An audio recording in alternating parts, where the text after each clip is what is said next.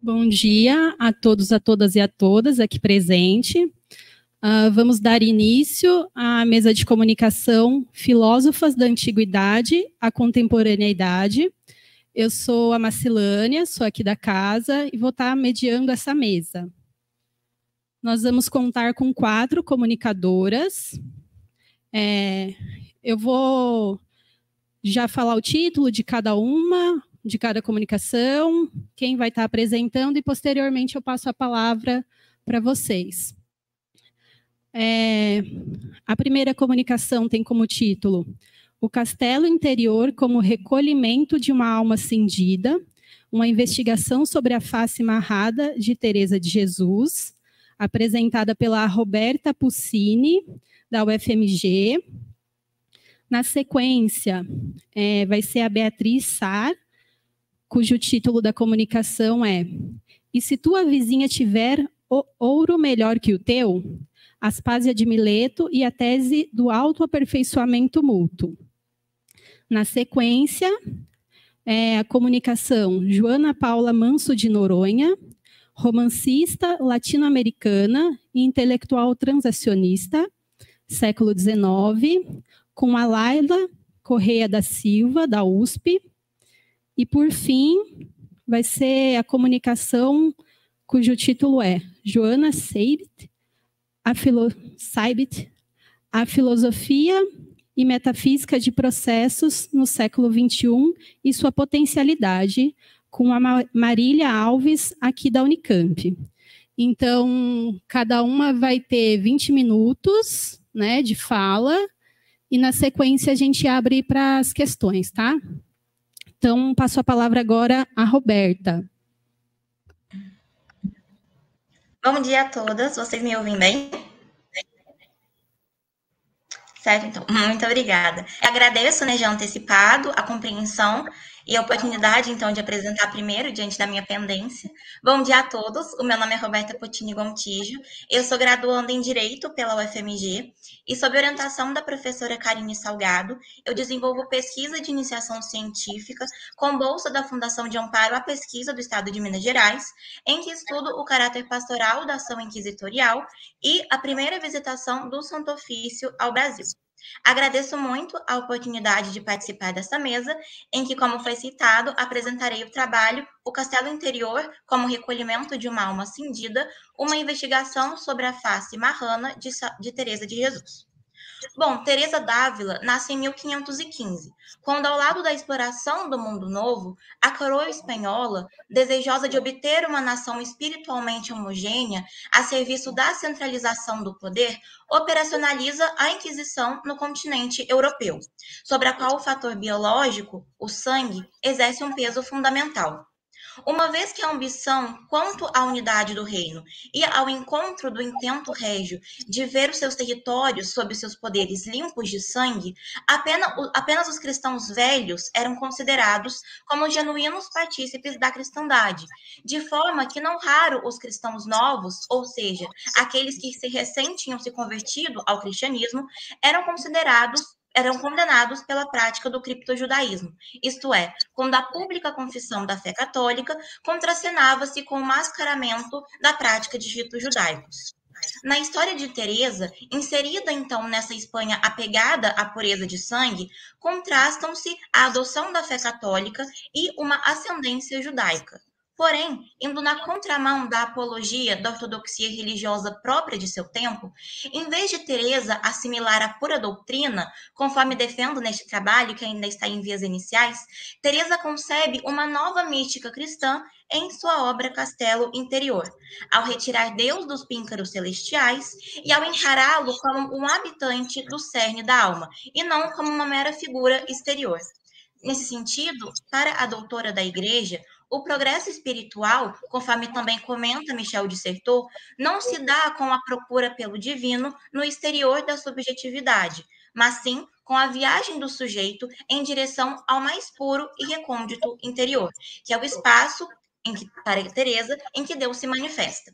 Nessa perspectiva, este trabalho busca compreender como as raízes judaicas mosaicas de Santa Teresa influenciam a construção dessa figura do castelo interior, isto é, as 7 moradas percorridas pela alma para o alcance da comunhão com o divino. Para tanto, eu analiso a genealogia da família paterna de Teresa, que foi entrelaçada ao Tribunal Inquisitorial de Toledo, e a ambição tipicamente ibérica pela pureza de sangue, relacionando então a obra Castelo Interior e ao fenômeno do marranismo, que será melhor explicado ao longo da exposição. A apresentação, então, será estruturada da seguinte maneira. Primeiro, eu vou explorar a linhagem de Teresa a partir da condenação de seu avô, Juan Sanches de Cepeda, pelos inquisidores de Toledo. Depois, a partir do conceito marranismo, estabelecerei um diálogo entre o cenário sociocultural hispânico e a repercussão da ascendência de Teresa sobre a sua vida e sobre a mística desenvolvida na obra Castelo Interior.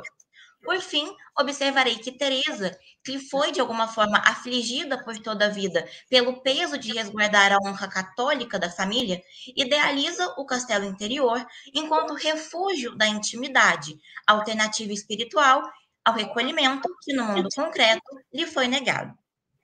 Enunciado, então, o trajeto pelo qual este estudo se envereda, é chegada propriamente a hora de adentrá-lo. Em 1485, o Tribunal da Inquisição se instala em Toledo. No mesmo ano, durante o tempo da Graça, Juan Sanches de Cepeda, avô da futura primeira doutora da Igreja, apresenta-se diante dos inquisidores e lhes confessa ter cometido muitos e graves delitos de heresia e de apostasia contra a santa fé católica. Após penitenciado e condenado a apresentar-se publicamente durante 7 sextas-feiras seguidas nas igrejas de Toledo, acompanhado da esposa e dos filhos, inclusive de Alonso, pai de Teresa, que na época contava com menos de 10 anos de idade, com São Benito, o infame escapulário amarelo que marcava os criptojudeus, o nome de Juan de Cepeda foi posto nos livros de reconciliados da Inquisição em Toledo. Depois desse episódio, o São Benito foi exposto com o nome do condenado em sinal de permanente desonra da família. Nesse contexto, Juan Sanches de Cepeda deixa a cidade de Toledo para se refugiar na pequena comunidade de Ávila, onde compra então uma certidão falsa de nobreza, que seria o atestado do sangue limpo da família Sanches de Cepeda. Insatisfeitos com a influência econômica e política galgada pelos judeus e também pelos cristãos novos, convertidos da lei mosaica, os nobres cristãos velhos espanhóis, já em fins do século XIV, encontram na limpeza de sangue um mecanismo hábil à eliminação de concorrências com o poderio dos judeus ou dos recém-convertidos. Em 1449, uma data bastante marcante, é instituída a Sentença Estatuto de Toledo, que foi o primeiro estatuto de pureza de sangue da Península Ibérica, que vedava aos recém-convertidos, a judeus e a mouros o acesso a cargos públicos, a ordens religiosas e militares, a confrarias, irmandades e também a colégios maiores locais. A despeito da conversão, então, os recém-convertidos eram considerados judaizantes em potencial, porque a pureza do sangue era valorizada em detrimento da pureza da fé. Como os cristãos velhos tinham o sangue imaculado para essa concepção, e em contrapartida, os cristãos novos tinham ainda o impuro sangue judaico, nem mesmo a água da pia batismal, que seria capaz de expurgar todos os pecados, poderia absolver o judeu de sua maldição originária, de sua impureza originária. Em meio a esse clima, e desejoso de eliminar quaisquer vestígios do judaísmo ocultado pela família, Alonso de Cepeda, filho de Juan e, portanto, avô de Teresa, contrai matrimônio com a cristã velha Beatriz de Almada. Tanto a compra do título de nobreza por Juan, quanto a preocupação manifestada pelo pai de Teresa, Alonso, com a aquisição de um sobrenome católico, revelam o peso da aparência, o peso da sustentação da honra familiar perante a sociedade cristã velha hispânica. Tal ônus, a ser suportado durante todo o tempo na esfera pública, favorece, conforme explicarei adiante, o surgimento de um dissenso interior, o que caracteriza o fenômeno do marranismo. O necessário resguardo do segredo, a necessidade da dissimulação como meio de defender a ambição pela limpeza de sangue, esculpe na Península Ibérica um criptojudaísmo de contornos particulares, que é o chamado marranismo. Segundo a historiadora Anita Novinsky, o marrano, cito, representa a condição universal, a miúde inconsciente, de homens removidos das sociedades em que viveram. O marrano é um homem que vive em seu mundo sem pertencer a ele. Fim de citação. Enquanto o criptojudeu revela o seu verdadeiro pertencimento somente no esconderijo do âmbito privado, o marrano, cuja etimologia provavelmente advém da palavra árabe maran, ou maran, não sei a pronúncia exatamente, é aquele que, ao tentar se aproximar do cristianismo e do judaísmo simultaneamente, incorpora alguns elementos cristãos em sua mentalidade e, portanto, acaba por se afastar criticamente dos ritos judaicos. Portanto, é aquele que não é nem cristão, tampouco judeu. Coagidos a migrarem para dentro de si, não mais são judeus, portanto, tampouco tornam-se cristãos. Assim, os marranos erguem-se como aqueles estranhos ao elemento já alheio, são o outro do outro, para utilizar a expressão cunhada por Michel de Certeau. O marranismo dilacera a identidade, cindida entre mundos inconciliáveis. O pertencimento oficial, exterior, duela com aquele pertencimento íntimo, passível de ser externalizado apenas às escondidas, na clandestinidade. O apoio instável entre ambos os polos leva ao dissenso, à fragilidade do próprio espírito. Nesse processo, ou o marrano se reinventa ou se entrega ao ceticismo.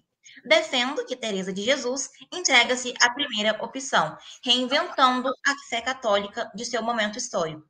Após o seu nascimento, a condenação do avô e a infâmia da família é novamente aflorada em um processo fiscal movido contra a família Sanches de Cepeda. Nesse sentido, é inviável afirmar o desconhecimento de Teresa acerca da mácula que rondava a sua linhagem paterna. Assim, a exemplo dos familiares, Teresa, por toda a vida, seria afligida pela obrigação de sustentar a honra católica. Dessa tensão, portanto, nasceria a inovação que Teresa imprime à espiritualidade cristã, marca da feição marrana. O desmembramento de sua religiosidade, do qual era ciente, engendra novas formas de se conceber o divino. Nesse sentido, o cosmos no pensamento de Teresa torna-se um microcosmo humano, pois para ela o progresso espiritual é a viagem do sujeito em direção à redescoberta de si mesmo. Conforme comenta Frei Beto em sua introdução ao livro da Vida, também de autoria de Santa Teresa d'Ávila, em Teresa, cito, desponta o sujeito moderno na conquista de um si mesmo pessoal, aberto ao infinito e à transcendência. Fim de citação. A consciência da sua própria condição pode ser captada quando afirma em Castelo Interior, ou Moradas, que há um mundo interior dentro de nós mesmos. Ou ainda, na mesma obra, quando expressa o seu espanto diante do fato de que vê muitos segredos em nós mesmos. Sua feição marrana também pode ser observada, em certa medida, a partir da semelhança existente entre a figura construída por Teresa do Castelo Interior e a mística existente na cabala judaica, o chamado misticismo do trono, a exemplo do qual as 7 moradas da alma, delineadas por Teresa de Jesus, ilustram também na mitologia judaica, na própria crença judaica, a via purgativa. Segundo Isaiah Berlin, cito, quando o caminho natural para a realização humana é bloqueado, o ser humano retira-se para dentro de si mesmo, envolve-se consigo mesmo e tenta criar interiormente esse mundo que algum destino mau lhe negou externamente. Fim de citação. Nesse sentido, Teresa, vivendo neste constante temor de se trair e de transparecer à sociedade em que se insere o outro oculto em si mesmo, ou seja, esse seu passado judaico, vê na introspecção um meio de se esconder melhor das perquisições alheias. Eis o motivo pelo qual tanto valoriza o íntimo do sujeito, espaço inacessível do segredo, como palco privilegiado para o encontro do ser humano com o divino. Assim, a migração interior defendida por Teresa não somente conduziria a alma à presença de Deus, mas também possibilitaria o refúgio da intimidade. Direito, conforme tentei expor ao longo da apresentação, lhe foi negado no mundo fático, no mundo físico. É isso, e muito obrigada pela atenção de todos vocês.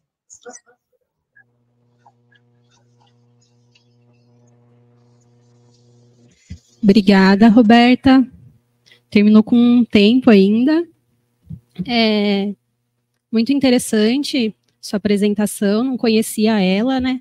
Enfim, depois a gente abre para as perguntas. Dando sequência, agora eu vou passar a palavra para a Beatriz Sar, da UFRJ. Lembrando que você tem 20 minutos, tá, Beatriz? Obrigada. Bom dia, pessoal. Eu queria começar realizando alguns agradecimentos, né? Queria agradecer a toda a organização do quarto encontro Vozes. É um prazer e uma honra poder apresentar aqui, e principalmente falar sobre a Aspásia, que não é o tema da minha pesquisa, digamos assim, de doutorado, né, mais acadêmica, enfim. Mas é uma pesquisa que eu pude me dedicar durante algum tempo e que sempre que eu tenho oportunidade é um prazer. Então, basicamente, a minha apresentação ela vai se dividir em 2 momentos. No primeiro, eu vou discutir um pouco essa questão, uma questão que é importante na historiografia de Aspásia, que é o fato dela ser chamada Sócrates mulher. Porque, na verdade, quando nós nos aproximamos dessa historiografia, o que nós verificamos é que o mais coerente seria chamar Sócrates de uma Aspásia homem, não o contrário. Então, no primeiro momento, eu vou falar um pouco sobre isso, e no segundo momento, eu vou apresentar essa tese, que é a tese máxima atribuída à Aspásia, de uma espécie de autoaperfeiçoamento mútuo. Então, contrariando os preceitos do que seria considerado virtude feminina para um grego do século V, a saber, será considerada virtuosa aquela de quem menos se falava, muito pode ser dito a respeito de Aspásia. Desde a antiguidade até os dias odiernos, a Melésia fornece grande material a seu respeito. Dentre esses comentários, reside aquele de Ritzel, que a definiu como uma Weibliche Sokrates, um Sócrates feminino ou Sócrates mulher. Desde então, a Aspásia ocupa um lugar de destaque especial entre os estudos socráticos. E, nesse sentido, podemos nos questionar o porquê. Em primeiro lugar, cabe destacar que todas as fontes antigas a serem analisadas demonstram que teríamos razão em afirmar que Sócrates era uma espécie de Aspásia homem, e não o contrário, visto que em todos os relatos, a Aspásia surge como uma espécie de educadora. O testemunho mais conhecido sobre a relação de Sócrates e Aspásia, e aquele que os estudiosos estão mais familiarizados, é talvez o de Platão no Menexeno, onde o próprio Sócrates aponta Aspásia como sua mestra, didáscalos, e como sendo uma mulher de forma alguma fraca na arte da retórica. Além desse relato, Máximo Lucídio sustenta que Sócrates visitava Aspásia frequentemente. Segundo o autor, não apenas o filósofo a visitava regularmente, como também exortava outros a enviar seus filhos. Cito: muitas vezes percebemos tua insistência, Sócrates, em dizer que honras o conhecimento mais do que qualquer outra coisa, o que se constata no fato de enviares cada jovem a um professor diferente. Afinal, tu incentivas Calhas a enviar seu filho para a Milésia Aspásia. Agindo assim, envias um homem para um estabelecimento administrado por uma mulher. E tu mesmo, em tua idade avançada, vai até ela, Aspásia, como aluno. A passagem alude a um famigerado princípio socrático sobre a educação, o qual afirma que o método de aprendizagem mais eficaz é associar-se a alguém que seja especialista numa área específica do conhecimento. A ideia pode ser encontrada, por exemplo, nos diálogos de Laques e Lísias de Platão. Evidentemente, não se trata de um método pedagógico puramente passivo, no qual o aluno deve portar-se como um mero receptáculo das ideias discutidas. Antes, o que se resguarda dos diálogos platônicos é o importante papel do aluno que questiona e reconsidera as proposições que lhe são feitas. Isso nos permite inferir que, embora Aspásia possa não ser uma mestra em um sentido dogmático, ela certamente ensinava algo. A familiaridade de Sócrates com Aspásia também é mencionada por Plutarco. Em sua Vita Péricles, relata que Sócrates às vezes vinha vê-lo com seus discípulos, e seus amigos íntimos traziam suas esposas até ela para ouvir seu discurso. Ainda segundo Plutarco, é dito que foi pela inteligência e senso político de Aspásia que Péricles sentiu-se atraído por ela. E neste ponto, Plutarco ressalta a relativa proximidade de Aspásia com Sócrates e Socrates. Teodoreto de Ciro, por sua vez, confirma o mesmo quando nos diz: Sócrates, o melhor dos filósofos, não considerava vergonhoso aprender algo útil também com as mulheres. Então, ele não teve vergonha de escolher Diotima como sua mestra, pelo que se antevê no banquete, e, além disso, Sócrates continuou a se associar com Aspásia. A partir do conjunto de fontes mencionadas, podemos tirar 3 conclusões iniciais. Primeira, Aspásia ensinava algo. Segunda, Sócrates tinha os ensinamentos de Aspásia na mais alta consideração.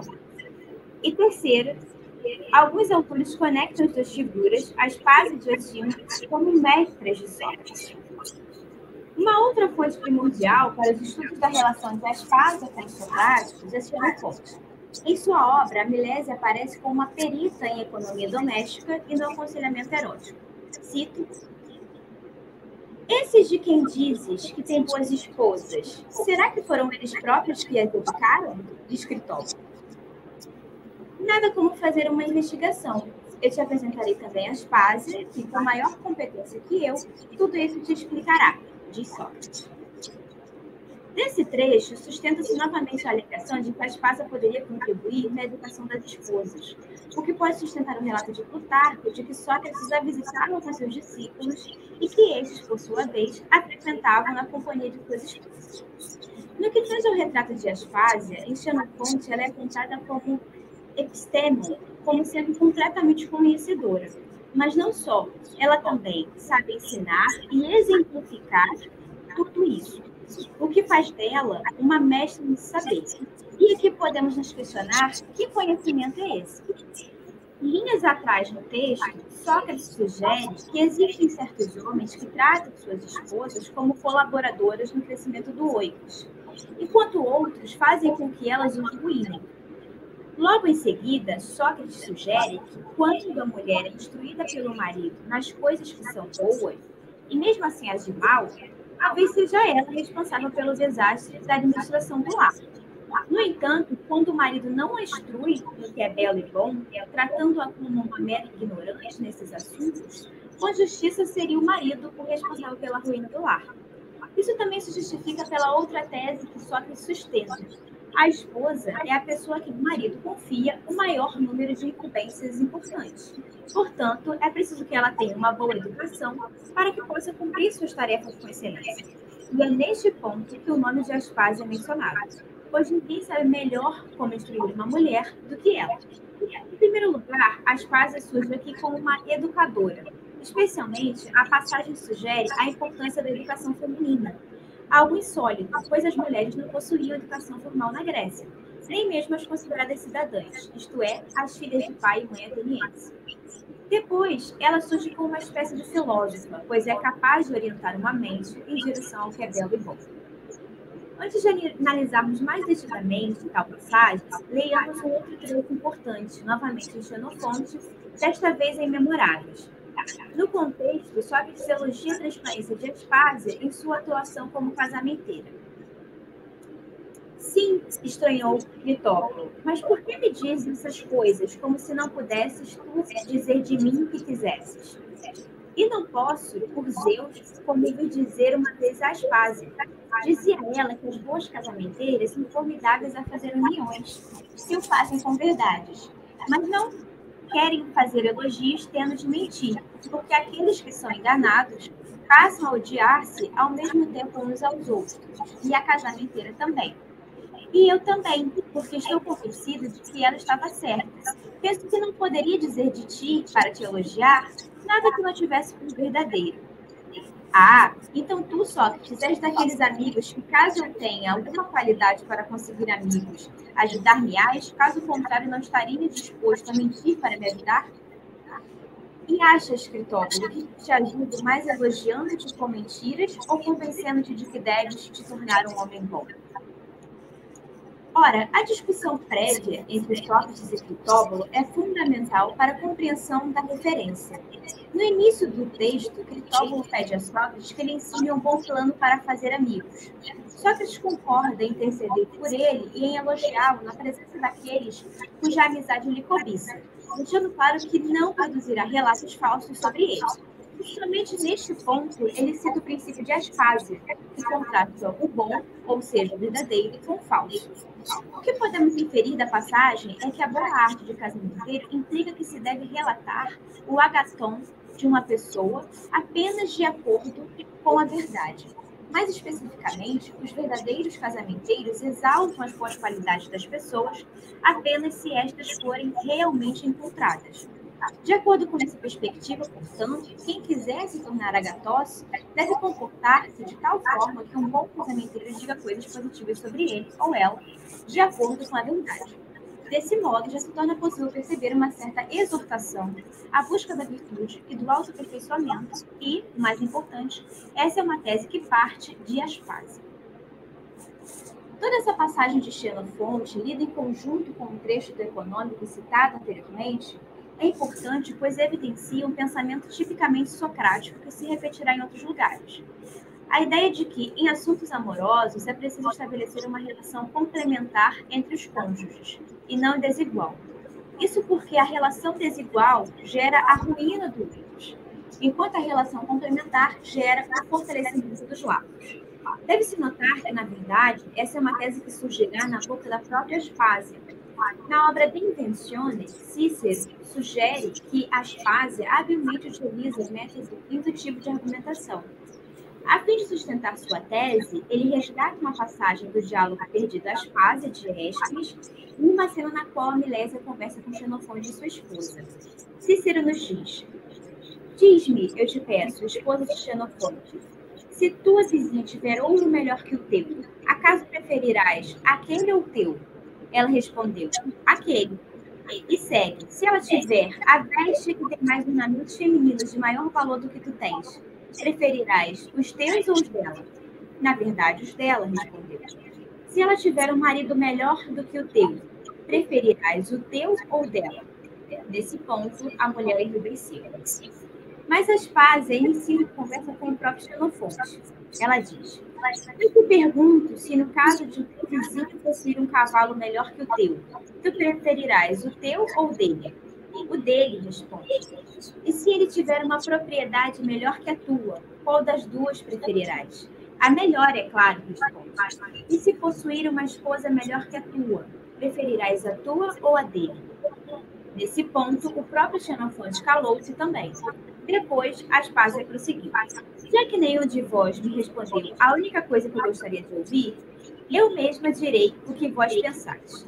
Tanto tu, mulher, desejas um ótimo marido, como tu, marido, desejas uma excelentíssima esposa. Por isso, a não ser que vós concebais que não haja no mundo um homem melhor ou uma mulher mais seleta, evidentemente sempre procurareis o que julgais ser o melhor. Que tu sejas marido de ótima esposa e essa seja casada com um ótimo marido. Nesse trecho, julgo oportuno salientar que Ésquines traz em seu diálogo a mesma tese desenvolvida por Xenofonte, a saber, a tese da complementariedade do casal. Não basta que somente o homem seja excelente, é preciso que a mulher seja excelente também. O autoaperfeiçoamento mútuo surge como uma solução para esse possível atrito conjugal. Aspásia desenvolve aqui uma tese da virtude, O ideal da relação conjugal é conduzirem um ao outro a serem a sua melhor versão possível, a aspirar sempre à excelência. Wassler, no artigo de 2022, ressalta que com a aspásia, Atkins mostra como não somente nas relações pederásticas, mas também no casamento, a dimensão erótica está relacionada com o constante aperfeiçoamento.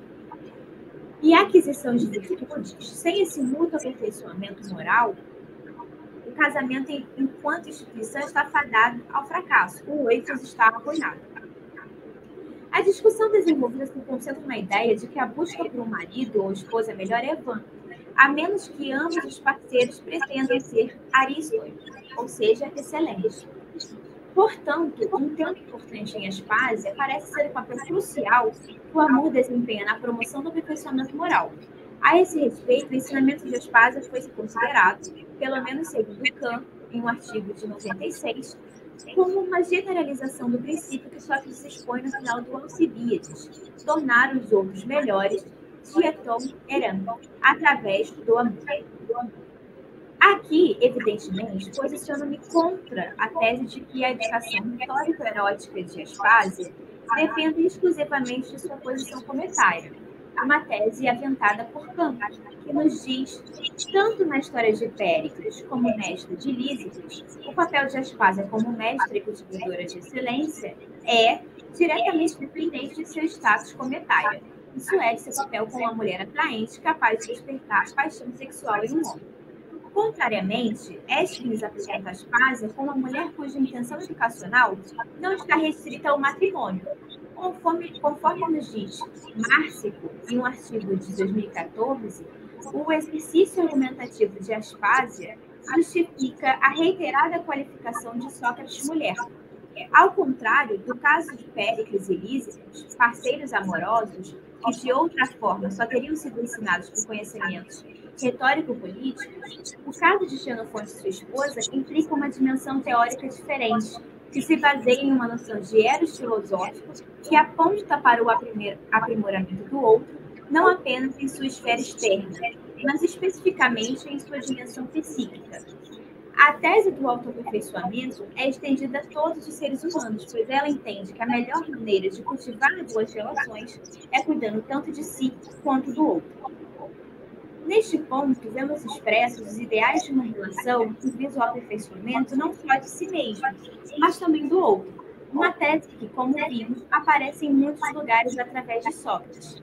Desse modo, embora não tenhamos recursos ou fontes suficientes para afirmar que Aspásia foi definitivamente a mestra de Sócrates, de algum modo parece haver uma comunicação entre os dois nesta espécie de pedagogia erótica, em que o autoaperfeiçoamento mútuo funciona como imperativo para a educação feminina. Em outras palavras, o retrato de Aspásia nos mostra a necessidade impreterível de burilar a melhor versão de nós mesmos. E nesta dinâmica transformadora, a mulher não está excluída. Antes, a tese do autoaperfeiçoamento parece sugerir uma possibilidade para a educação feminina, ao mesmo tempo em que mapeia uma inserção da mulher uma certa forma de fazer e pensar a filosofia. Eu agradeço a oportunidade.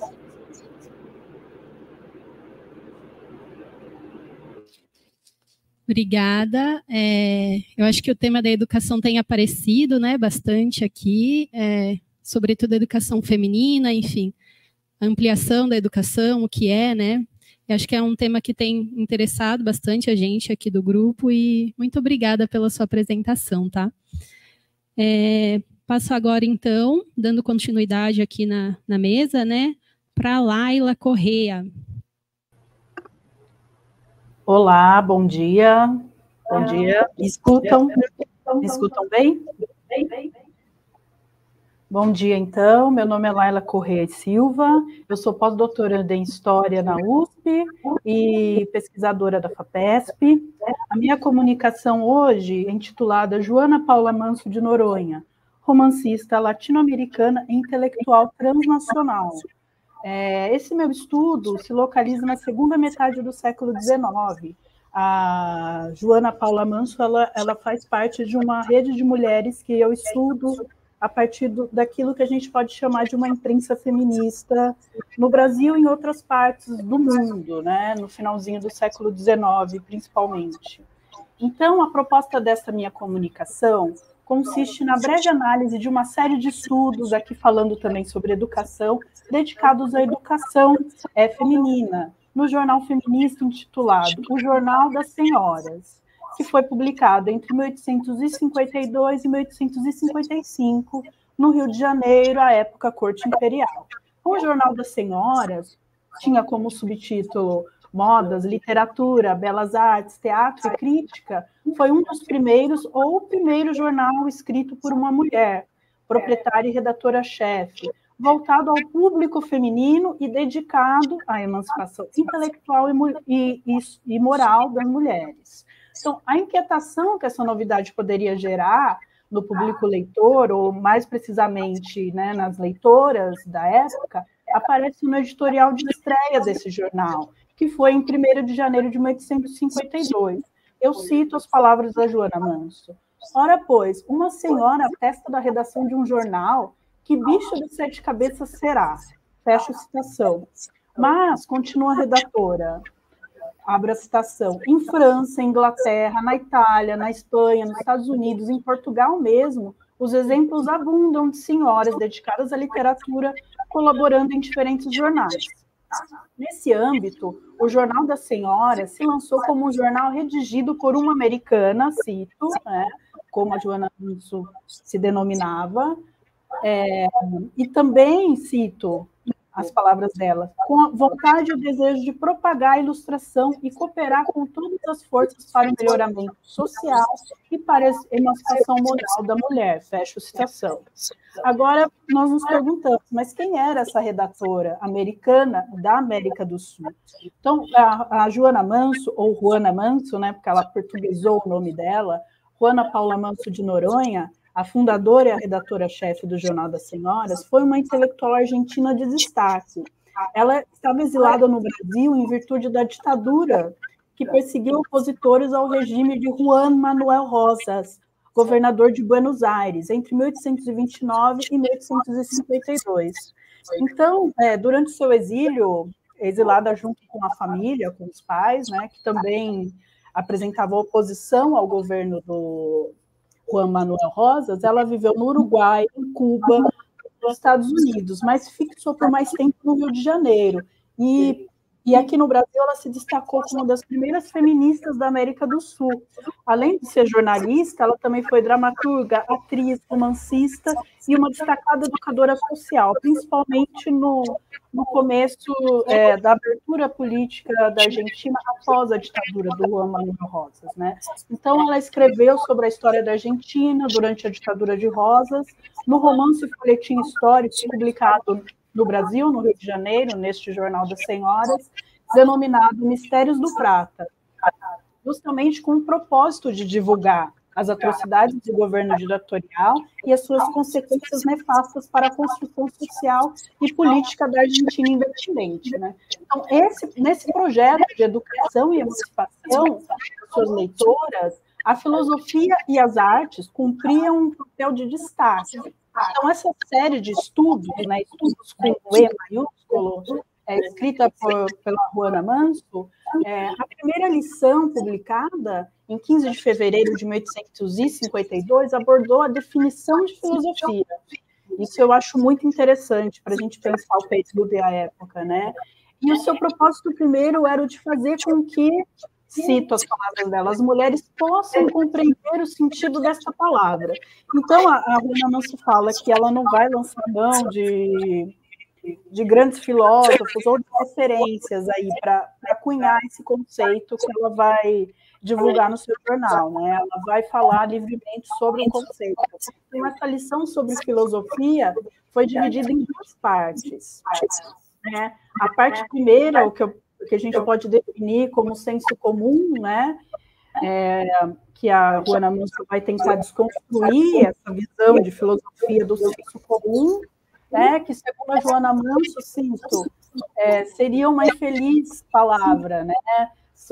Em suas aplicações diversas. Então, o ponto de partida pode até nos causar riso, porque o primeiro conceito que ela quer desmontar do senso comum é, cito, vê se um sujeito desleixado, às vezes porco, está dito, aquele é um filósofo. Vê se outro, maníaco, amigo de andar sentando-se nos cantos, amigo de passear sozinho devagar, está filosofando. Então, fecha a citação. Logo, conclui Joana Manso, para o vulgo, a filosofia não tem uma definição, é um conceito vazio. E ousaria dizer até negativo, né? Então, nesse imaginário mais corriqueiro e popular à época, essa figura maltrapilha, errante, no limite, entre aquilo que era aceitável, levava a alcunha de filósofo. Aí eu até pensei aqui, lembremos de uma figura que eu acho que vocês devem lembrar muito bem, que é o Quincas Borba do Memórias Póstumas de Brás Cubas, né? Que até formulou um sistema filosófico denominado humanitismo. Ele era um maltrapilho que andava pelas praças, né, errante. Então, retomando ao texto de Joana Manso, para ela, a filosofia é a coisa mais simples do mundo. Agora, jogando luz no conceito e positivando, né, a construção desse conceito para as leitoras, buscando com isso justamente expurgar o conceito de um estigma, tanto do senso comum como algo vazio sem sentido, quanto, por outro lado, como algo demasiadamente complexo e, portanto, dificilmente compreensível ao público leigo, né? Principalmente às mulheres. Cito, então, a Joana Manso ao dizer que a filosofia é uma ciência dividida em 3 partes. Primeiro, o estudo de nós mesmos, análise das faculdades morais, sentimentos, paixões, sensações e impressões. E, diz ela, essa primeira parte não tem nada de medonho e de impossível, né? Possuímos uma alma cujo organismo invisível pode comparar-se às molas e rodas de um relógio, e é o princípio de todo conhecimento. Por isso, o estudo de nós mesmos será sempre a base de qualquer estudo que empreendemos. Ou seja, a Joana Manso parte no pressuposto cartesiano, né, muito rápido, né, da filosofia moderna, bem próxima à sua época, e continua. Uma vez separados do mundo exterior e recolhidos em nós mesmos, o primeiro fato que comprovamos é o da nossa existência pelo eu, né? Então, parece que ela lançou mão um pouco das meditações metafísicas do Descartes.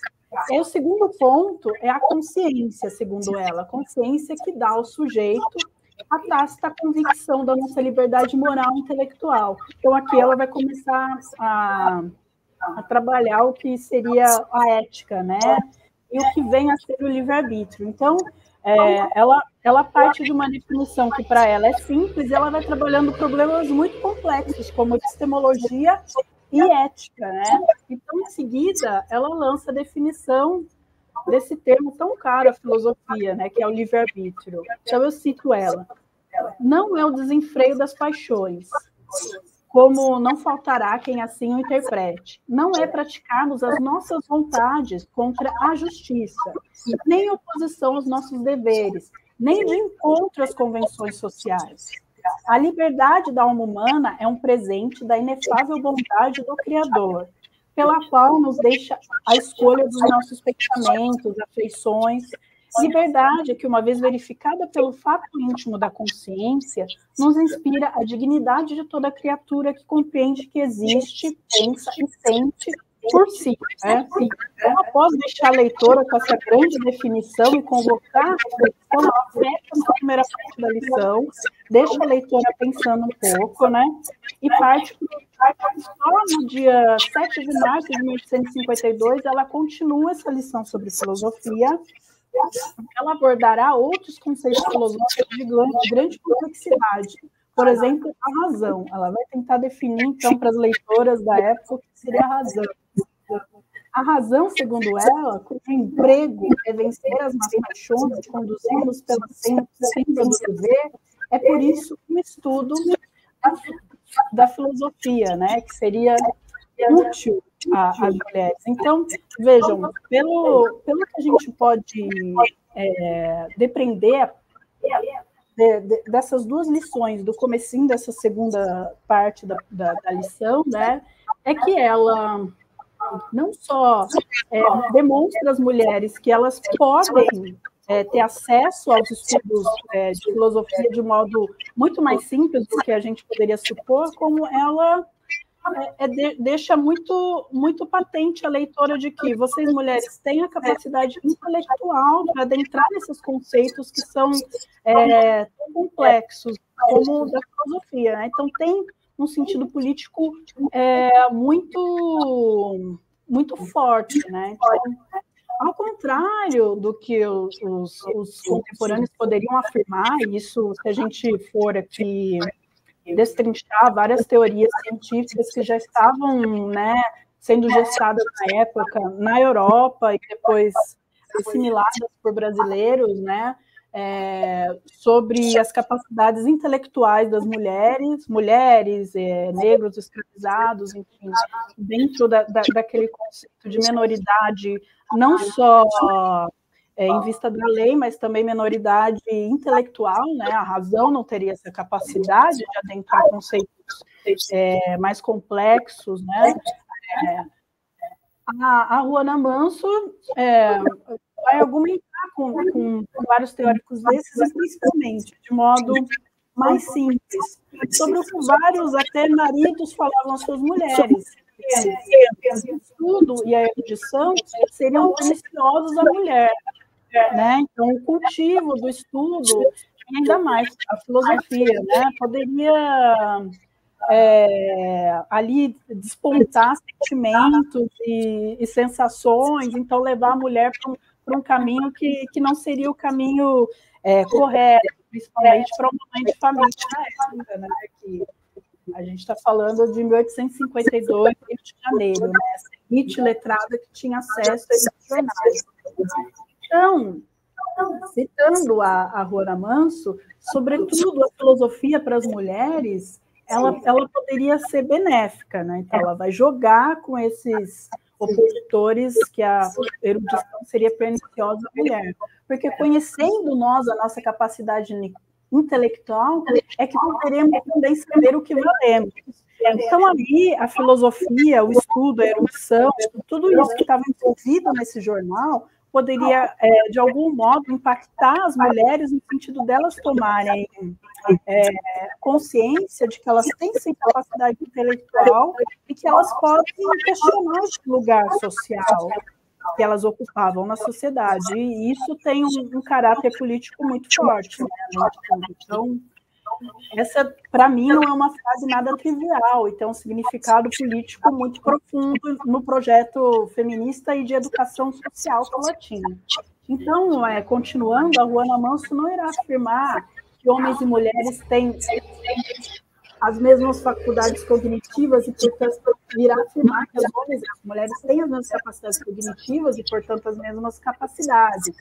E aí, então, ela vai adentrar nessa questão da razão, né? Essa lição sobre a razão não está destoando do que ela politicamente pretende com o jornal, né? Ela vai dizer que o organismo da alma, as molas ou as peças de que a alma se compõe, é o mesmo no homem e na mulher. A única diferença que existe é que nós, mulheres, né, para ela, sentimos com mais veemência e somos mais impressionáveis. Aí ela também vai jogar com alguns preconceitos da época ao favor dela, né? Então, a alma aqui, entendida no sentido de razão, segundo a definição que a Ruana Manso traz para suas leitoras, seria uma substância sensível, inteligente e, sobretudo, livre, né? Então, a partir disso, as mulheres, tomando consciência do que elas valiam, tomando consciência de que elas poderiam ter acesso à educação e que as capacidades intelectuais delas são iguais aos homens, elas poderiam reivindicar esse espaço de igualdade, né? E justamente pautada nesse conhecimento que é tão, né, dito como tão erudito e tão racional, que é a filosofia. Então, eu acho muito interessante o modo como ela trabalha essas posições, né? Então, o que afeta negativamente as mulheres seria justamente a falta de estudo sobre filosofia e outras áreas do saber. Então, no jornal, se a gente for folhear, o jornal ele era publicado aos domingos, né, e tinha essa proposta de trazer arte, trazer educação, trazer literatura, trazer história, trazer filosofia.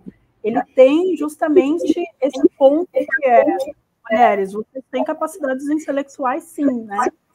Então, cito a Ruana Manso, a falta de raciocínio ou nenhum costume de refletir é funesto à mulher, minhas queridas leitoras. Ninguém como nós necessita aprender a pensar debaixo das regras mais estritas da prudência, para não desesperar.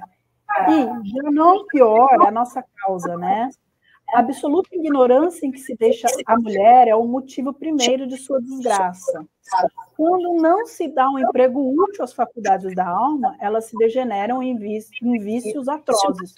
Então, justamente, ela vai dialogar com esses contemporâneos. Olha, senhores, se vocês dizem que as mulheres não podem estudar ou não podem ler, né? Muitos romances eles achavam que não eram adequados às mulheres, ou mesmo esse estudo mais detido, como o estudo filosófico mais abstrato, poderia levá-las a outros lados aí morais, né, digamos assim.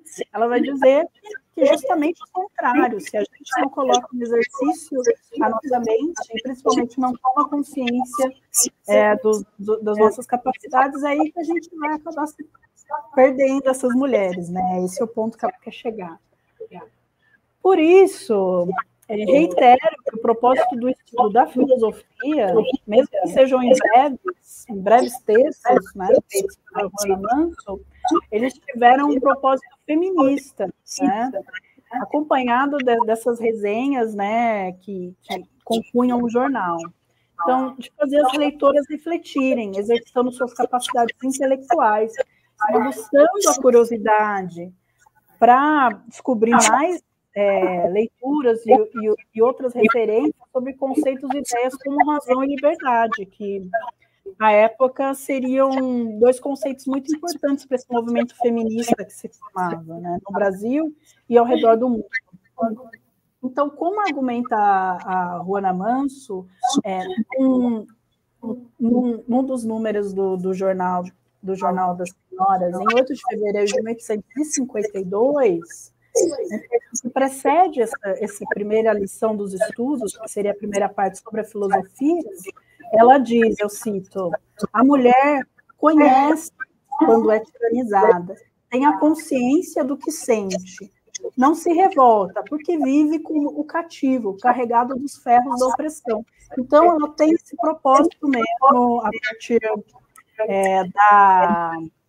do estudo, né, de convocar as mulheres à reflexão e lançar essas resenhas breves, despretensiosas, talvez, né, de convocá-las a pensar o lugar social que elas ocupam e de questionar teorias, interpretações, diretrizes políticas à época que restringiam a atuação das mulheres a uma esfera privada muito, muito, muito limitada, né? Então, eu penso que essa filosofia ali, no caso da Ruana Manso, né, ela faz parte de um projeto feminista de emancipação das mulheres pela educação, né, que foi um dos primeiros movimentos aí que a gente pode notar a partir da imprensa e da literatura de autoria feminina. Então, eu encerro aqui, agradeço a atenção de vocês, agradeço a organização do evento, e foi um prazer compartilhar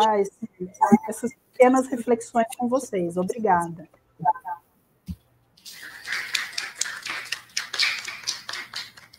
Obrigada, Laila. Dando continuidade agora, a gente vai passar para a última comunicação com a Marília Alves, aqui da Unicamp.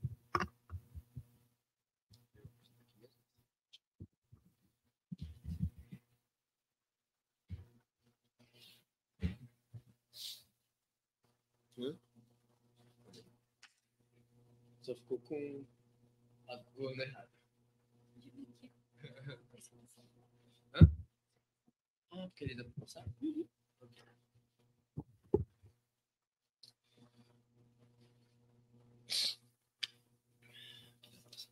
Ah, dá para passar aqui.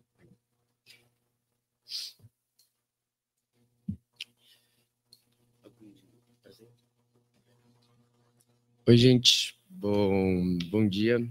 Então, eu vim aqui falar um pouco sobre metafísica e filosofia de processo, em particular, uma autora e referência, né, tipo, em todo esse campo, assim, que já é Johanna Seibt.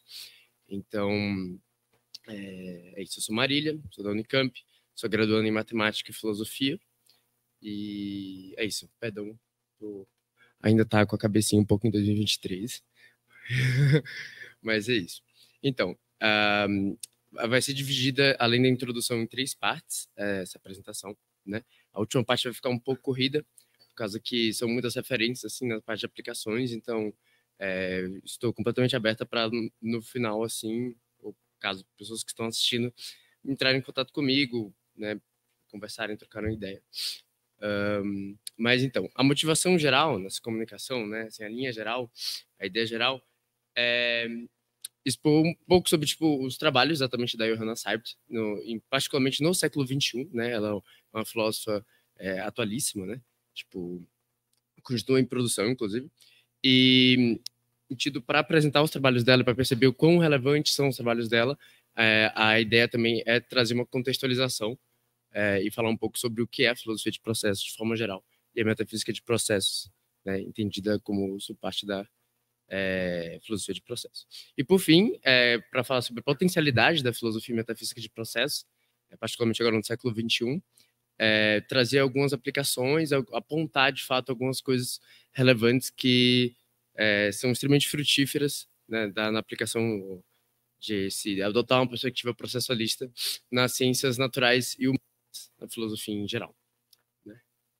E aí a linha geral, de fato, de como isso vai ser feito, a ideia seria, tipo, primeiro, embora o objetivo principal seja falar sobre Johanna Seibt, primeiro, acho que uma contextualização meio geral, né, sobre a filosofia e a metafísica de processo seja frutífero para, então, a gente, né, encarar um pouquinho os trabalhos dela. E é mais ou menos isso. A ideia geral da apresentação, inclusive, da comunicação é expositiva e de apontamento.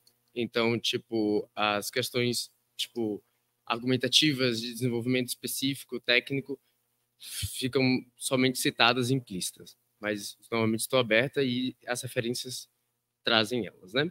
Então, e aí, novamente, depois, continuando, né? Uma primeira introdução geral, depois falar um pouquinho sobre o trabalho em si, as concepções da Seibt, e no final um pouquinho das ciências em processos, né? Então, um pouquinho sobre filosofia e metafísica de processos.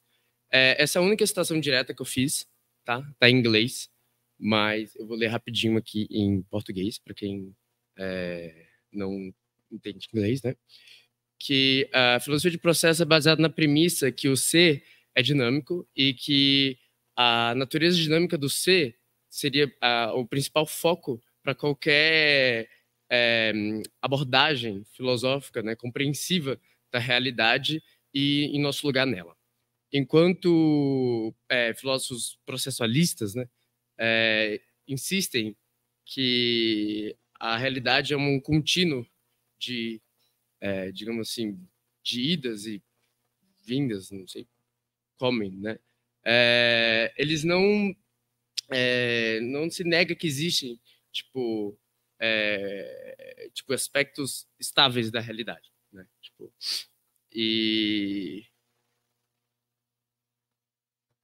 mas de fato que, tipo, as coisas estáticas e as coisas que perduram são decorrência dos processos e das atividades e de uma constelação, de fato, dessas coisas dinâmicas, né? E nesse sentido, a filosofia de processos pode ser muito pensada em oposição ao que a gente chamaria de uma filosofia ou metafísica substancialista. Nesse sentido, a ideia é que uma metafísica substancialista se basearia no pensamento, tipo assim, o que há, de fato, são coisas que são internamente imutáveis, são atemporais e, né, não estão sujeitos à mudança e tudo mais. E o máximo que você vai ter é um rearranjo dessas coisas, né? Então, essa é mais ou menos a ideia geral, né? Eu não vou ficar muito aqui porque Acho que fica aí também para posteriormente, caso vocês queiram ler na gravação, né? Então, aí rapidamente, uma coisa interessante para pensar-se assim, é como o debate sobre essa categoria, né, fundamental ontológica, sobre tipo, substância e processo, é um debate que pode ser reconhecido desde o início do cânone da filosofia ocidental, né? Por exemplo, o Winter, que é um filósofo também atual, ele comenta e faz um tratamento de como o debate dos jônicos acerca da primazia, da prioridade ontológica, né? Tipo assim, daquele jogo de o Tales, o Anaximandro, tipo assim, você tem a água como o elemento que constitui tudo que há, ou Heráclito fogo e tal. De fato, era um debate sobre tipo se as coisas eram constituídas a partir a categoria mais fundamental era de uma substância, um elemento, ou de fato processo. Então, o Tales, por exemplo, você teria de fato um elemento, mas depois você vai para um Anaximandro, falar sobre o boundless, uma coisa o ilimitado, em algum sentido, né?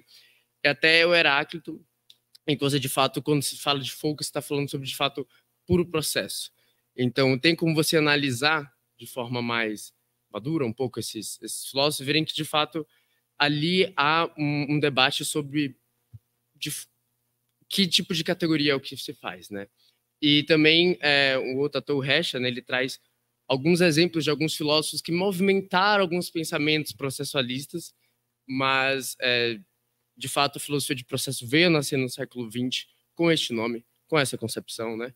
Mas a gente tem alguns nomes, né, como Heráclito, que é tido como o pai da filosofia de processos, embora seja só a gente querer falar isso, porque é muito distante. Mas você tem o Leibniz, você tem o Peirce. É interessante como Platão e Aristóteles, embora eles sejam extremamente associados a tipo substancialismo, né?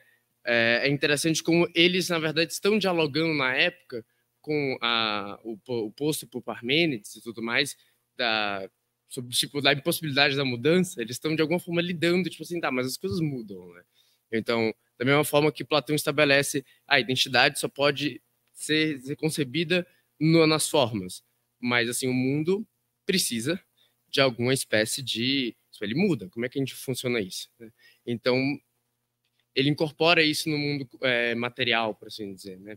Ou o Aristóteles, embora ele tenha sido de fato quem instaurou assim a substância na metafísica, ele também, com o ilemorfismo e tudo, e grande parte da sua teoria também estão tentando lidar com a mudança e tudo mais, né? E aí, quando se fala de filosofia de processos, não tem como não falar do Whitehead, né? Ele é o nome e a sombra também da filosofia de processos, em certo sentido, né? Whitehead, ele de fato foi o primeiro autor, ele foi do meado do século XX, ele foi o primeiro autor que de fato usou o termo filosofia de processo e que de fato enraizou ou fundou, digamos, essa área, né? Só que a filosofia de processo é muito mais. E particularmente existe o Whitehead tem algumas questões que atrapalham ou que a gente tem que encarar quando lida com ele.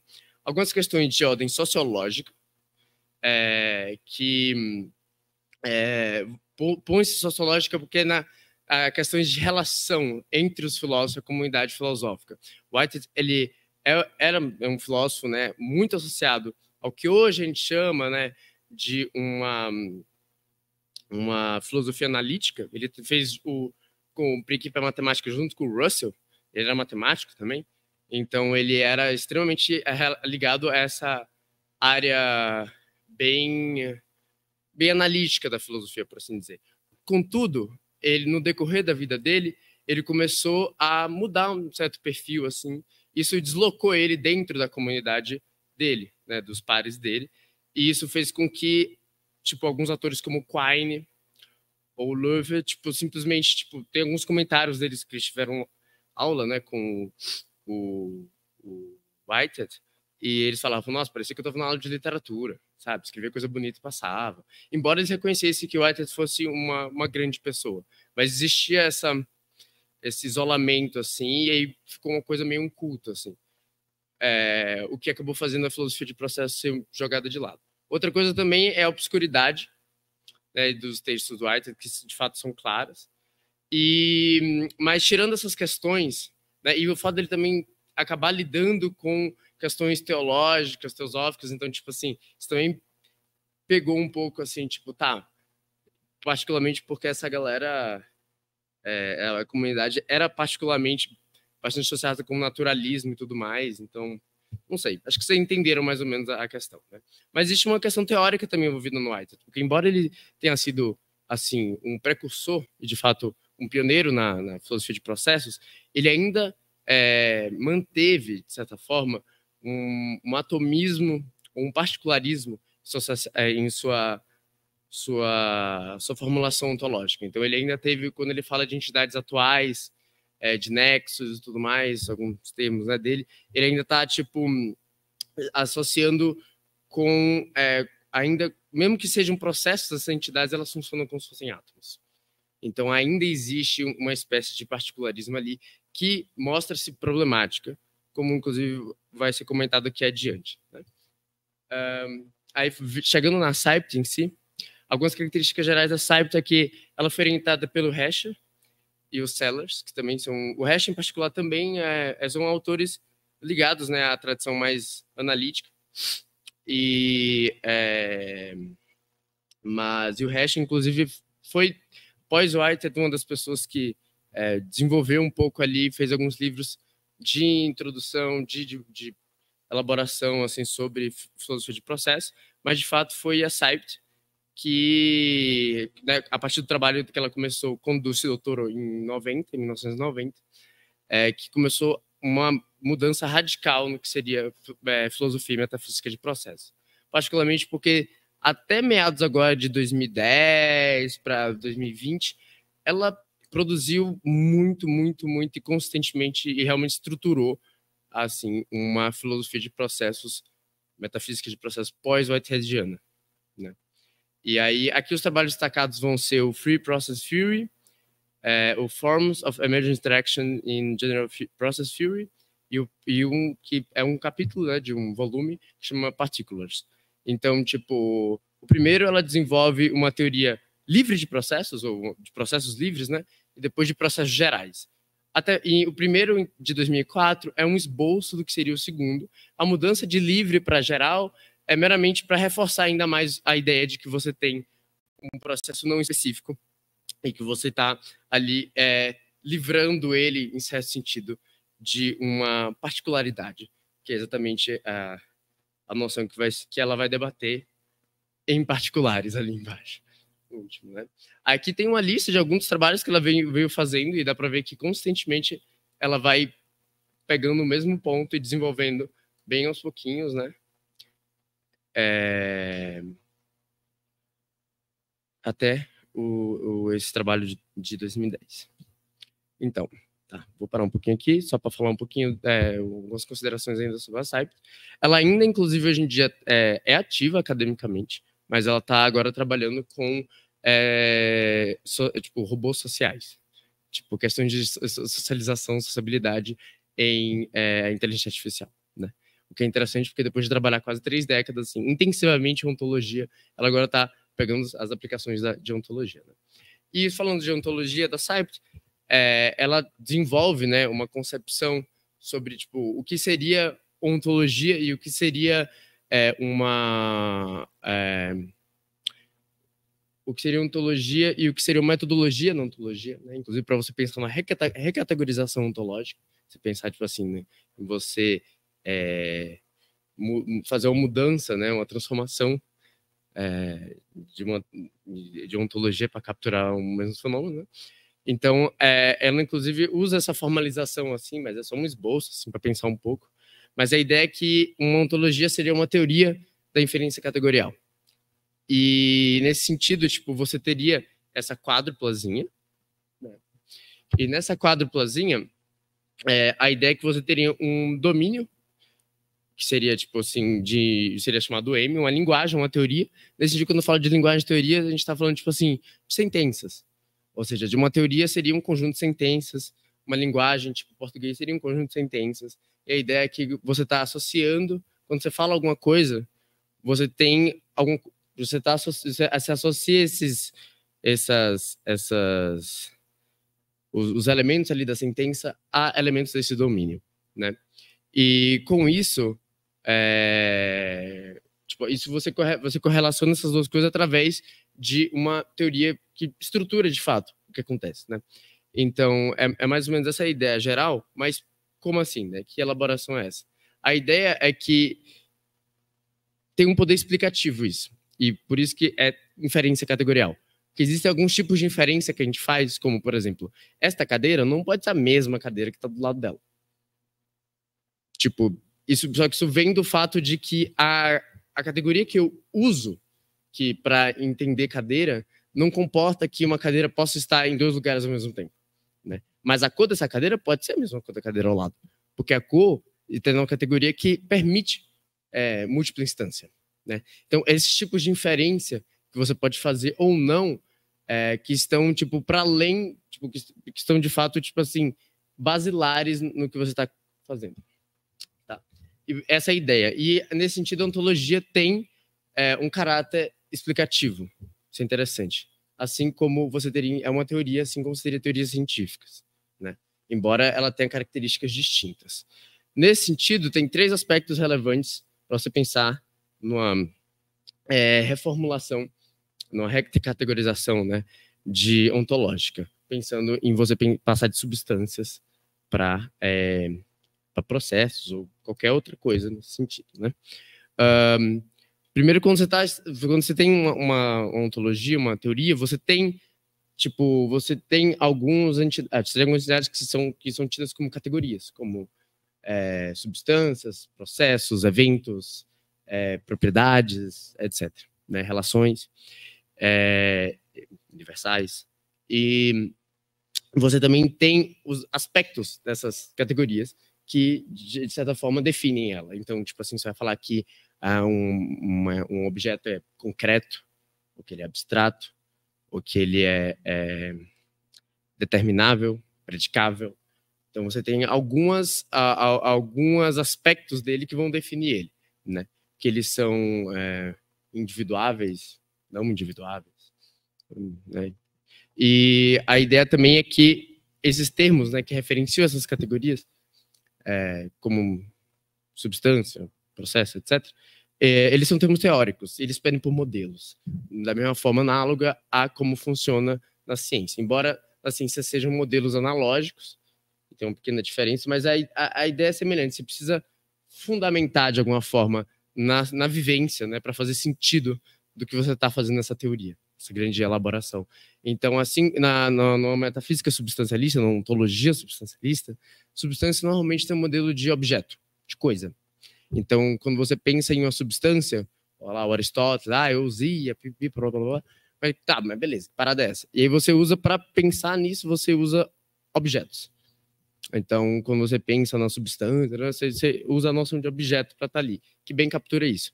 E da mesma forma, então, nesse sentido, a ideia é que a gente também precisa de um modelo para pensar em processos, né? Como a gente vai ver, isso vão ser feitos através, a Cyber pode fazer isso através de atividades, inclusive sem sujeito, né? Subjectless activities. E também tem a questão do poder explicativo. E tem um pouco de uma questão envolvendo, tipo, quanto que existe uma predileção inicial por causa do modelo que você usa, que parece mais natural que a gente use, e realmente do poder explicativo, né?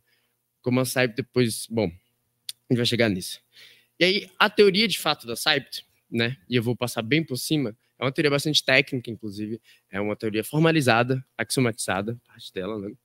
Mas eu botei aqui meio que os 2 nomes, tipo, processos livres e gerais, e as siglas estão em inglês, né?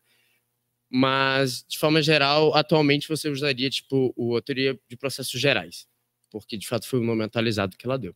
Mas é uma ontologia monocategórica, no sentido que você tem processos gerais, e você tem processos gerais que podem ser especificados, mas, ainda assim, tudo são processos. E o interessante é que você consegue gerar isso, que é legal, como a gente vai ver. Você consegue gerar a noção de objetos e tudo mais, você não vai negar isso. Você, na verdade, vai estar tendo uma ontologia que consegue conceber mais coisas, consegue capturar mais coisas, né? Então, os processos livres, ou gerais, né, são entidades concretas, dinâmicas e não particulares. O que não é tão usual, se você parar para pensar que é uma coisa concreta e não particular, no sentido que de particular, de que você localiza ele unicamente por um recorte espaço-temporal. Então, praticamente, tipo, você consegue reidentificar a coisa sem fazer associação com a localização dela no espaço e no tempo. Né? Ok. Então, você vai fazer isso através de funcionalidade, de como essas entidades funcionam em vez dessa localização. E, como eu falei, né, ela vai ser modelada por essa forma. Aí, a ideia geral é que você vai ter, inclusive da teoria dela, é que você vai ter uma meriologia, ou seja, uma teoria sobre a relação de parte-todo. E isso vai ser feito através de axiomas, de definições, e você vai, ademais disso, associar alguns princípios, né, com as noções de homomeria e automeria, né, que são uma relação sobre parte da coisa ser do mesmo tipo dela, ser da mesma natureza, ou parte da coisa ser, de certa forma, idêntico, como parte de uma chuva é chuva por completo, né? Aí tem uma classificação interessante perceber que, através de você ter maximalmente essa propriedade no espaço no tempo, ou minimalmente, né, ou normal, e você pode pensar em coisas, ou seja, em objetos dessa forma, né? Aqui também tem outras matrizes com quais... Aqui ela usa particularmente a meriologia não transitiva, isso é uma coisa importante, né, que falei, mas isso não é uma coisa tradicional. Normalmente, tipo, você pensa que, tipo, se o pé da cadeira faz parte da cadeira, e a cadeira faz parte, sei lá, da sala, então o pé da cadeira faz parte da sala, alguma coisa nesse sentido. E você não tem isso pensando em processos, o que libera bastante coisa, né? Bom, aí eu tô com pouco tempo, então vou passar muito rápido, né? A ideia, é uma coisa interessante, algumas considerações que a Seipt fala sobre o mito da substância, que ela aponta, tipo, 20 premissas, pressupostos, que parece que os ontologistas e metafísicos atuais tomam como se fosse, como se fossem, tipo, leis do pensamento, e de fato não são, né? São premissas que vêm por hábito e, tipo, numa tradição desde praticamente do Aristóteles até então, e que criam, na verdade, muitos problemas metafísicos, e de vários problemas metafísicos são resolvidos simplesmente se você não adotar eles, né? E aí tem uma gama de exemplos, e isso é uma grande vantagem da metafísica de processo. E as mãos sujas da lógica, no sentido que a própria jeito que a gente faz e usa nossas ferramentas, né, conceituais hoje em dia, como a lógica usualmente feita com quantificador, você já está associando, por exemplo, alguns aspectos categóricos, né, de categoria, como eu tinha falado antes, como, por exemplo, ser contável. Existe um X tal que.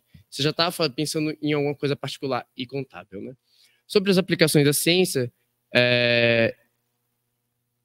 isso, não vai dar para falar muito sobre emergência, mas a emergência é uma relação que há entre dois sistemas em que você tem uma relação de dependência, mas também de autonomia. Um exemplo canônico seria a relação entre mente e corpo, né? A mente, ela tem uma dependência, você precisa de um corpo, mas existe uma certa autonomia, né? E você tem uma emergência ali, um processo emerge de outro, uma entidade emerge de outro. E aí você tem a causação descendente na relação de que será que a mente pode causar no corpo? Parece que sim. Só que o Kim, né, é um metafísico muito relevante, ele mostrou um problema com isso. Você teria uma sobredeterminação e tudo mais. Aí, mais recentemente, na verdade já foi desenvolvido isso há um pouco, mas eu peguei aqui a referência do Ferrari, de 21, você vê que, de fato, isso está associado com você ter particulares, ter uma perspectiva substancialista ali. Se você tem processos, você consegue ter causação descendente, sem nenhum problema. E, nesse sentido, é interessante porque você tem ali todo agora, tipo assim, um jeito que você consegue modelar, de fato, né, através dos trabalhos de Seipt, em trabalhos mais recentes, como o do Ferrari aqui, e o interessante é o uso de teoria de categorias para isso. E, de fato, nossas técnicas formais normalmente são baseadas em conjuntos, né? Isso é muito interessante. E daí, algumas aplicações em ciências naturais, para vocês verem. O primeiro exemplo é de física, da própria Seipt, o segundo e o terceiro em química, o quarto em biologia. E é muito interessante porque você, de fato, se você usa emergência, parece ser um fenômeno que acontece o tempo todo, você tem isso. Por final, aqui, em ciências humanas, infelizmente não vai dar para falar muito sobre, né, eu queria poder falar um pouco, mas o interessante, em particular em ciências humanas, é como existe, tipo, não, às vezes, ou um elemento teórico, ou até mesmo citação direta de autores, até como o próprio Whitehead, assim, de forma completamente disseminada. E é muito interessante como isso, tipo, aponta, assim, tipo, caramba, tem, assim, seria extremamente frutífero trazer, por exemplo, os trabalhos da Seipt, que, tipo, praticamente é impossível você fazer filosofia de processos na atualidade, assim, sem citar a Seipt. Inclusive, eu não pus aqui no slide, mas um colega meu passou recentemente, por exemplo, um artigo publicado esse ano de filosofia da física também, que fala-se de processos, né, sobre a questão do colapso, né, de onda, pensando em processos, e a Seipt novamente está lá, né? E é interessante que o livro do Dutra, por exemplo, também exige emergência, fala de determinação descendente. E é isso, gente. Muito obrigado.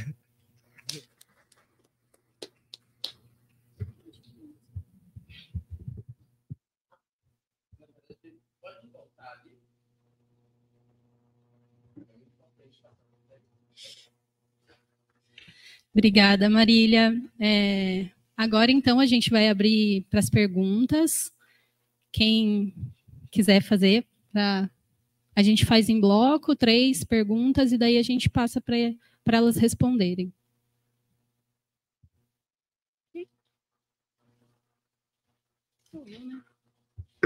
Ninguém? Da mesa também, se alguém quiser fazer questão para outra, fiquem à vontade. Bom, eu tenho algumas questões muito mais a título de curiosidade. Como eu comentei antes, acho que a educação tem sido um tema do nosso interesse aqui do grupo, discutido, né? Enfim, que ainda tem muita coisa para a gente aprender e para a gente discutir e para trocar, né? Acho que é isso que o Vozes tem mostrado para a gente aí também, a importância da troca, né? Enfim. E aí, pensando nisso, né, da educação, eu queria ouvir um pouquinho mais. A Beatriz, é muito interessante, né, quando você fala,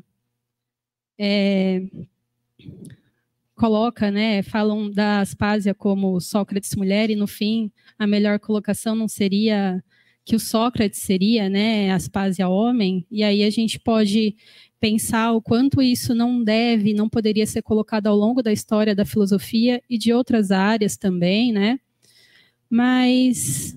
e aí tem a sua dificuldade também em relação às fontes, né? Tem um pouco disso que você colocou, mas e aí vai um pouco jogando para você da sua interpretação, da leitura que você faz, das fontes que você teve acesso, né? Um pouco mais sobre o que seria essa educação, qual a noção de educação para ela, né? Se você consegue ver um pouco disso, porque você aponta um pouco sobre o papel da educação, né? E aí também ainda na linha da educação, a Laila saiu, né? Ela não, tá aí? Então vai para a Laila. É interessante pensar, né, que a sua autora propõe fazer com uma filosofia, ampliar um pouco, né? E uma palavra que eu achei muito forte que você fala, né? Que ela convoca as mulheres à reflexão. É bem forte essa palavra, né? De convocar. E você também fala que, segundo ela, né? O que afeta negativamente as mulheres é a ausência da educação. Eu acho que isso aparece em outras pensadoras também, né?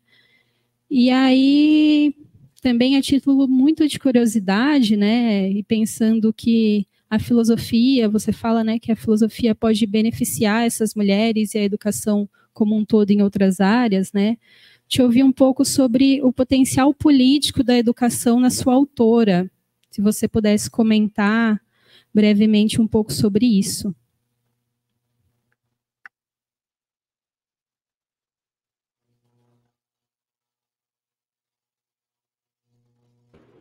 Posso responder?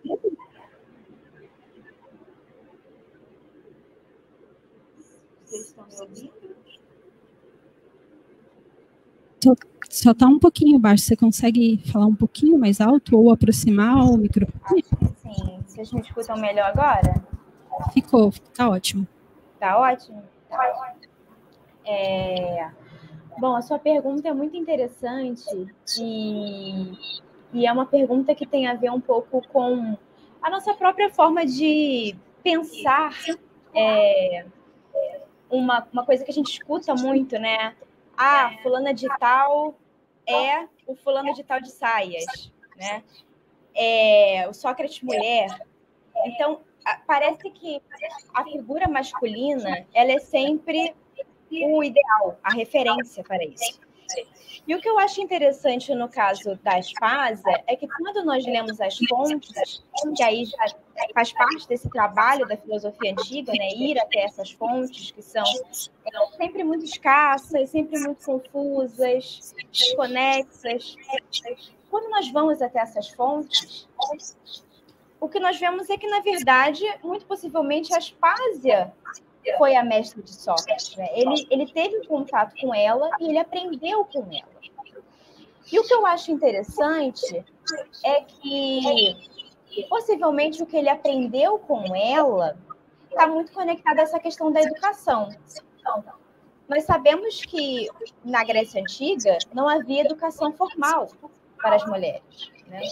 Então, a única possibilidade que você tinha, se você fosse uma mulher grega, é o caso da hetaira. As hetairas eram as cortesãs e elas possuíam ali um certo ensinamento, que era um ensinamento voltado para o entretenimento. Então, digamos assim, você tinha a possibilidade de ter conhecimentos da música, possibilidade de conhecimentos políticos, de comentários, assuntos da época, que talvez, às vezes, uma mulher pertencente ali à aristocracia, às famílias atenienses, né, às cidadãs atenienses de fato, não teriam acesso a isso.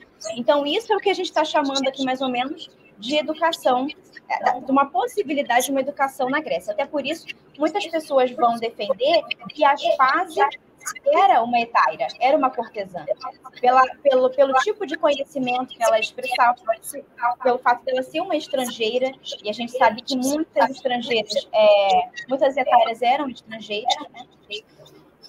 Então, essa era uma possibilidade. O que eu acho interessante, então, quando nós nos voltamos para essas fontes que trazem conteúdo sobre a Aspásia, lembrando aqui que a Aspásia não tem nenhum escrito, né? Nós não temos acesso ao que ela defendia, ao que ela dizia de fato. Essa é uma grande questão para quem trabalha com mulheres e filosofia antiga. Quando nós vamos até essas fontes, o que nós vemos é ela expressando uma defesa em torno da educação feminina. Porque o que ela diz com essa tese do autoaperfeiçoamento é que tudo bem, o casal deve ser excelente, deve buscar a excelência. Isso implica que tanto o homem quanto a mulher busquem a excelência. O tema da excelência, e aqui fazendo uma contextualização, ele é o tema da filosofia antiga. Nós vemos isso com Sócrates, com Platão, com Aristóteles, com diversos filósofos. O tema da excelência ele é muito importante. E ele aparece sendo pensado, primeiramente, aqui em Aspásia. É ela quem coloca isso, né, em jogo. Sócrates fala sobre esse tema, sobre a importância do cuidado de si, e nós vemos aqui que isso tem como base aquilo que Aspásia ensinava a ele. É isso que Aspásia nos diz. Então, o meu questionamento é, se toda essa tese do autoaperfeiçoamento mútuo é atribuída a Aspásia, o mais correto, então, é não pensarmos numa Sócrates mulher, mas numa Aspásia homem. Porque é ela quem primeiro efetiva essa tese, né? Ela quem pensa essa tese. E é claro que, enfim, nessa jornada a gente lida com questões da ausência de fontes. As fontes que falam sobre a Aspásia muitas vezes são fontes que nós temos que desconfiar um pouco, né? Manter ali um certo ceticismo. Mas tudo indica que seja isso. E claro, né, o quão avançada ela é em pensar nessa possibilidade de uma educação feminina numa época em que isso era impensável. Nessa tese de que as mulheres devem ter acesso à educação para que elas possam mesmo fazer as suas atividades. Nós estamos falando aqui de uma vida interior, de uma vida do oikos, né? Essa administração do lar, mas mesmo nessa administração do lar, nós podemos pensar em certa educação, em certa proposta pedagógica para as mulheres. Então, é isso que eu acho fascinante na história da Aspásia e principalmente pelo contexto em que ela estava inserida, o que ela conseguiu fazer nesse contexto. Seria mais ou menos isso. Obrigada.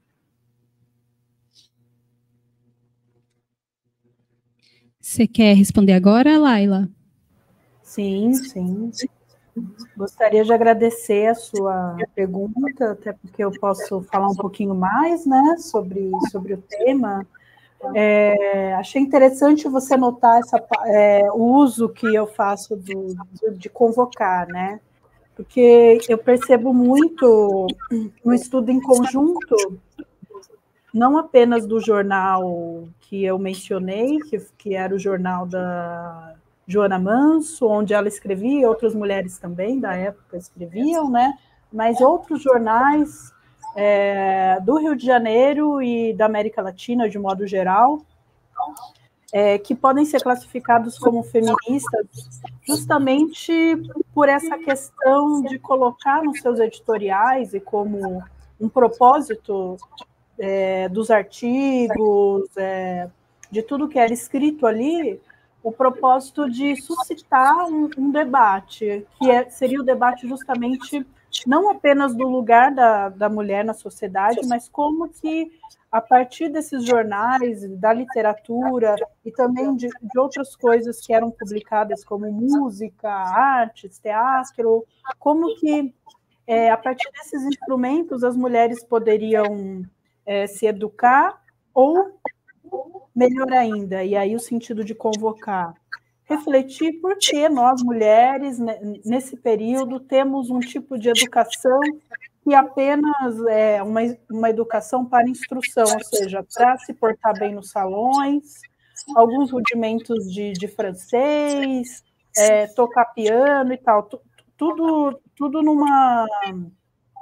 num nível que é o nível da aparência, né? Então, dessas mulheres de elite que tinham esse acesso limitado, mesmo elas, um acesso limitado a esses rudimentos de educação, e não de questões que poderiam propiciar uma reflexão sobre, poxa, qual é o espaço que eu ocupo, né? Então, por exemplo, a filosofia viria ali como um pensamento crítico para essas mulheres. E, a partir disso, elas entrarem nesses debates políticos, porque esses jornais, o da Joana Manso é o primeiro, mas depois, vários outros, nas décadas seguintes, eles vão justamente falar sobre questões políticas, por exemplo, a participação das mulheres na política formal, o acesso ao voto, o direito de serem votadas, o acesso a cargos públicos ou acesso a outros cargos, por exemplo, como medicina, direito. Então, por que nós, mulheres, não podemos estar nesses espaços, né? Então, esses jornais feministas, eles tinham essa pauta política muito, muito forte, né? E, nesse contexto, a Joana Manso, como uma das primeiras a pensar isso, e também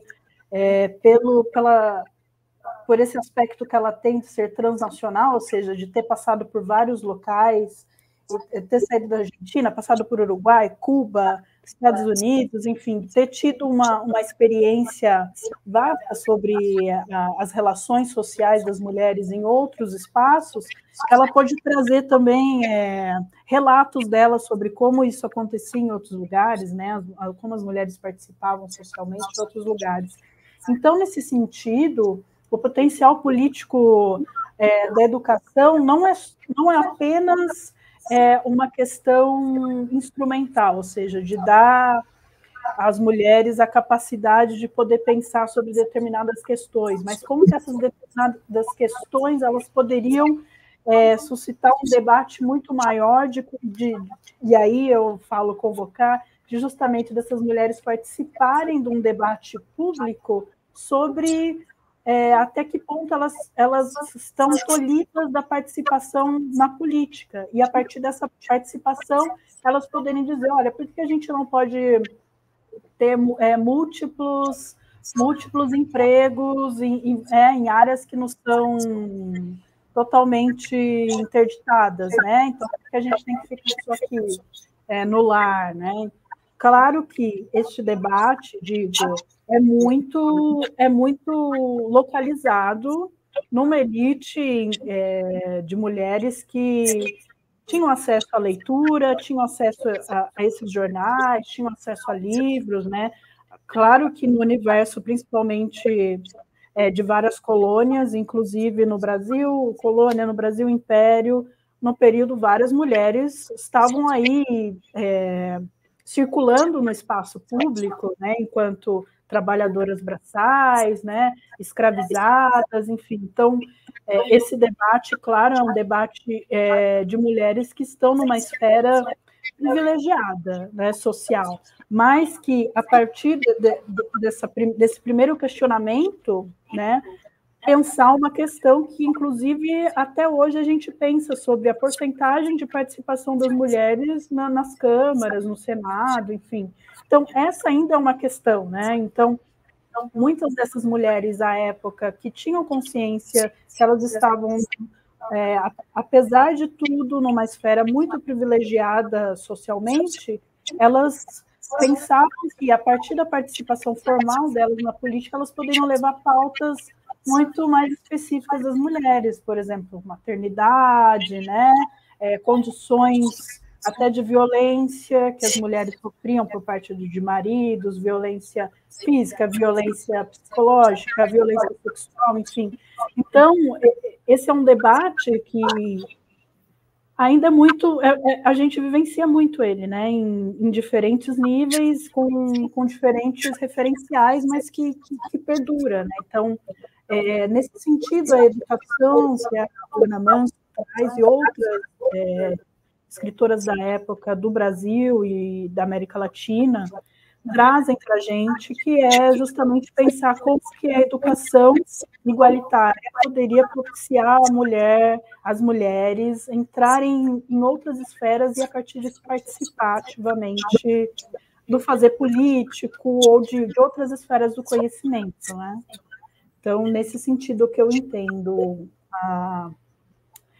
o jornal como uma espécie e os editoriais e os artigos como pequenos manifestos políticos dessas mulheres, né? Obrigada pela sua resposta. Acho que tem uma série de elementos para a gente pensar, né? E eu acho crucial você fazer essa pontuação sobre também com quem são essas mulheres, né? Com quem ela está dialogando. Acho que isso é essencial, não poderia deixar de ser mencionado, né? Que bom que você disse. Até porque, inclusive, quando eu li os resumos, né, da mesa de hoje, e aí, em algum momento do seu resumo, aparece ali a mulher. E aí já vem uma série de questionamentos para a gente, né? Sobre, enfim, a mulher, né? Esse universal de mulher, quem é essa mulher? E que bom que você trouxe isso. Eu tinha alguns outros apontamentos, mas a gente já está aqui no horário, então a gente vai precisar encerrar a mesa agora. Eu queria parabenizar cada uma de vocês pelas pesquisas, né? Agradecer a apresentação, que eu acho que foi muito rica, diversa, uma série de questionamentos. A gente sai também, acho que aí usando aí, né, o que a Laila trouxe, a gente sai convocada a refletir uma série de elementos que essa mesa nos trouxe. E convido, né, a gente vai fazer o intervalo agora, né, encerramos essa mesa, fazemos o intervalo e retornamos às 2, com 2 mesas de comunicação, sobre Simone de Beauvoir, inclusive quando a Beatriz traz, né, a questão do Sócrates, mulher, enfim e tal, me veio muito a Beauvoir, né, outro, né, a mulher é o outro do homem, então sempre essa algo relacional, né, sempre ali ele como centro, enfim. Mas, enfim, então a gente retorna com a mesa de Simone de Beauvoir e Elizabeth da Boêmia, e depois a gente tem uma série de programações aí encerrando com uma mesa de maternidade, pesquisa e docência às 5h30. Obrigada pela atenção de todos vocês que estiveram aqui com a gente e até mais.